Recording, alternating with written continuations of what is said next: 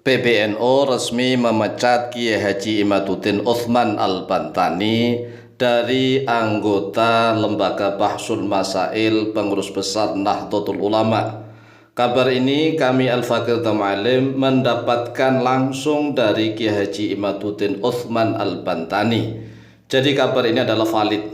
Kiai Haji Imaduddin Utsman Al-Bantani telah memberikan kabar kepada kami bahwa beliau memang dipecat dari anggota Lembaga Bahsul Masail Pengurus Besar Nahdlatul Ulama pada hari ini, yaitu hari Jumat tanggal 18 Oktober tahun 2024 Masehi, atau bertepatan pada tanggal 14 Rabiul Akhir tahun 1446 Hijriah pukul 16:08 waktu Indonesia Barat. Kami Al-Fakir Tamalim mendapatkan berita langsung dari sahabat kami, yaitu Kiai Haji Imaduddin Utsman Al-Bantani, bahwa beliau resmi dipecat dari anggota Lembaga Bahsul Masail Pengurus Besar Nahdlatul Ulama. Namun kata beliau, suratnya tidak langsung diberikan kepada beliau.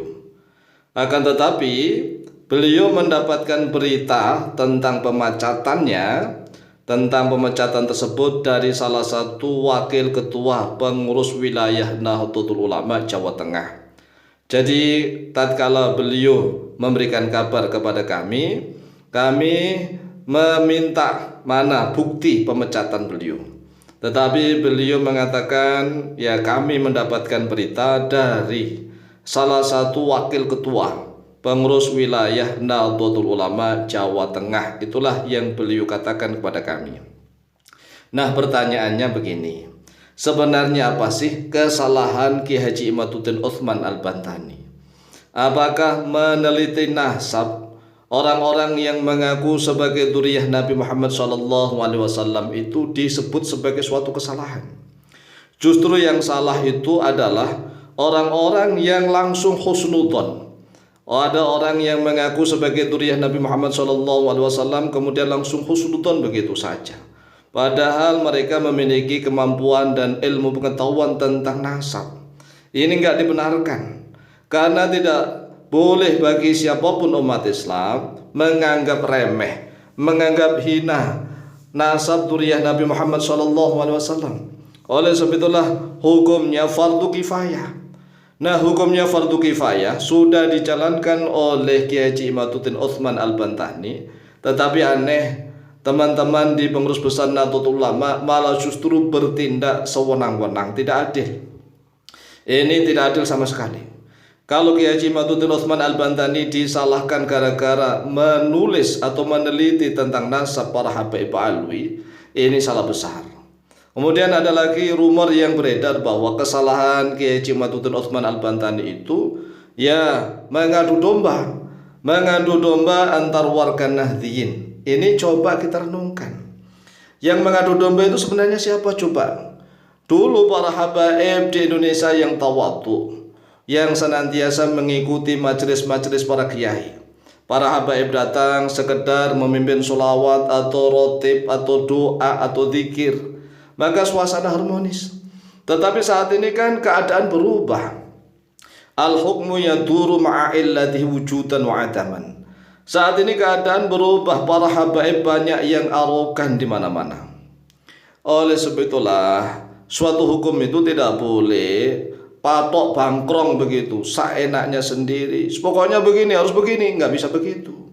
Sekali lagi, al-hukmu yaduru ma'a illatihi wujudan wa adaman. Hukum itu bisa berputar ma'ilati beserta ilatnya, sebab-sebabnya, wujudan wa adaman, dalam keadaan ada maupun tidak ada. Jadi sekali lagi nih, para pengurus besar Nahdlatul Ulama, salahnya Kiai Haji Imaduddin itu apa?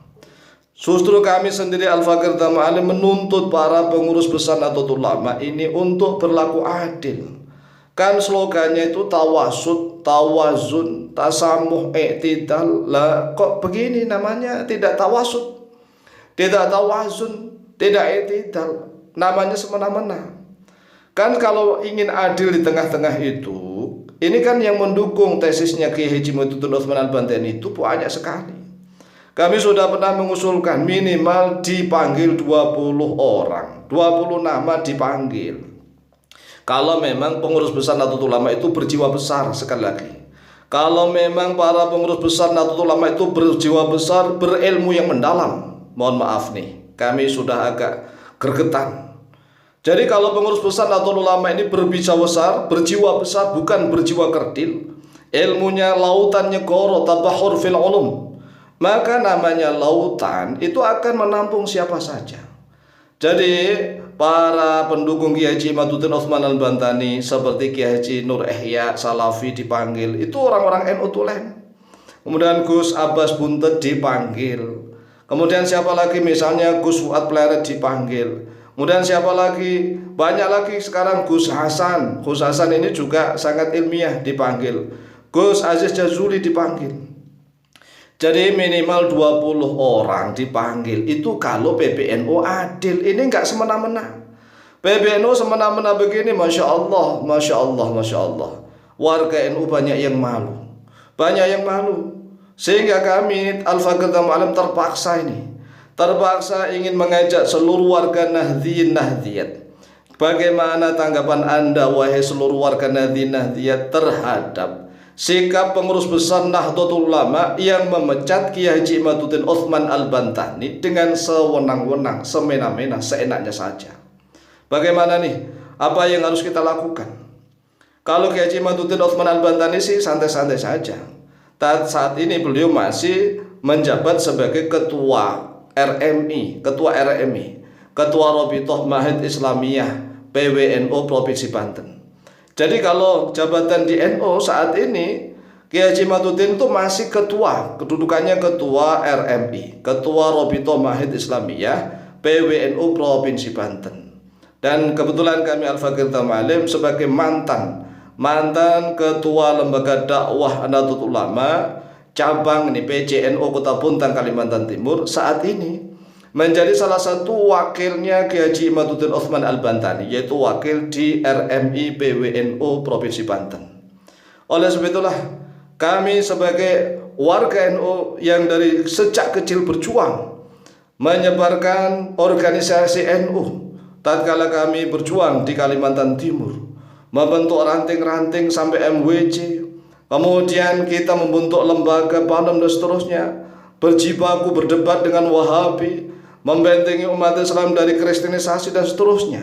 Nah sekarang ini pengurus besar Nahdlatul Ulama kok seenaknya saja memecat orang tanpa ada konfirmasi terlebih dahulu. Demikian, semoga diperhatikan dan mohon maaf sebelumnya. Wallahu ta'ala a'lamu bishawab.